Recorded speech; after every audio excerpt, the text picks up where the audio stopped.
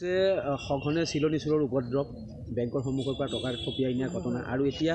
হিন্দী চিনেমাৰ কায়দাৰে বেংকৰ পৰা এই ধৰণৰ এটা ডকাইতি ঘটনা সংঘটিত হ'ল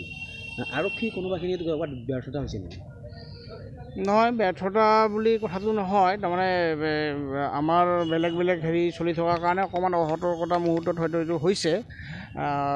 আৰু আমাৰ এইটো ক্ষিপ্ৰগতিত তদন্ত চলি আছে আৰু আমি আশা কৰিছোঁ যে অতি সোনকালেই যিকেইটা দুৰ্বৃত্ত ইয়াত জড়িত আছে তেওঁলোক ধৰা পৰিব এই মুহূৰ্তত মই বেলেগ একো কথা নকওঁ আমি সকলো কথাই আমি খোলা ৰাখিছোঁ আমি সন্দেহটো আৰক্ষী আমি তদন্তত আমি সকলোকে কৰিব লাগে তেনেকুৱা কথা গতিকে সেইটো আমাৰ থাকিবই